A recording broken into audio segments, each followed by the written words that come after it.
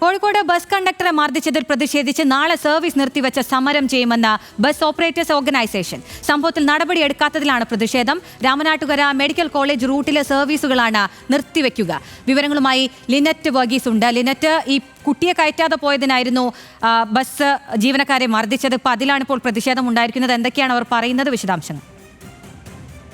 അഖില, ഇന്ന് രാവിലെയോടുകൂടിയാണ് ഇത്തരത്തിലുള്ള ഒരു സംഭവം കോഴിക്കോട് പാലാഴിക്ക് സമീപം അത്താണിയിൽ ഉണ്ടാകുന്നത്. വിദ്യാർത്ഥിയെ കയറ്റാത്തതുമായി ബന്ധപ്പെട്ട പ്രശ്നമാണ് കയ്യാങ്കളിയിലേക്ക് എത്തുന്നത്. ബസ്സിന് കുറുകെ ബൈക്കുമായി എത്തിയ ഒരാൾ ബ്ലോക്ക് ചെയ്ത് കണ്ടക്ടറെ പുറത്തിറക്കി മർദ്ദിക്കുകയായിരുന്നു.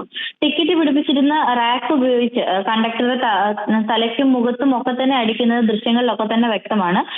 തുടർന്ന് പരിക്കേറ്റ ഈ ഒരു കണ്ടക്ടറെയും അതോടൊപ്പം ഈ പിടിച്ചു മാറ്റാൻ ചെന്ന യാത്രികനും പരിക്കേറ്റിരുന്നു. ഈ രണ്ടുപേരെയും കോഴിക്കോട് മെഡിക്കൽ കോളേജ് ആശുപത്രിയിലേക്ക് പ്രവേശിപ്പിച്ചിരുന്നു.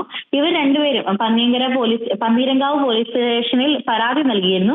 എന്നാൽ ഇതിൽ നടപടിയെടുക്കാത്തതിൽ പ്രതിഷേധിച്ചാണ് ഇപ്പോൾ നാളെ സർവീസ് നിർത്തിവെച്ച് സമരം ചെയ്യുമെന്ന് ബസ് ഓപ്പറേഷൻ ഓർഗനൈസേഷൻ അറിയിച്ചിരിക്കുന്നത്. നടപടിയെടുക്കാത്തതിലാണ് ഇവരുടെ പ്രതിഷേധം. രാമനാട്ടുകര മെഡിക്കൽ കോളേജ് റൂട്ടിലെ സർവീസുകളായിരിക്കും നിർത്തിവെക്കുക. 36ഓളം ബസ്സുകളായിരിക്കും നാളെ ഇത്തരത്തിൽ പ്രതിഷേധത്തിന്റെ ഭാഗമായി സർവീസ് നിർത്തിവെക്കുന്നത്. അഖില, കോഴിക്കോട് ബസ് കണ്ടക്ടറെ മർദ്ദിച്ചതിൽ ഇപ്പോൾ നാളെ സർവീസ് നിർത്തിവെച്ച് സമരം ചെയ്യുമെന്നാണ് ബസ് ഓപ്പറേറ്റേഴ്സ് അസോസിയേഷൻ പറയുന്നത്. രാമനാട്ടുകര മെഡിക്കൽ കോളേജ് റൂട്ടിലെ സർവീസുകളാണ് നിർത്തിവെക്കുക എന്നാണ് അറിയിച്ചിട്ടുള്ളത്. ലിനറ്റ് വർഗീസ് ആണ് വിവരങ്ങൾ നൽകിയത്.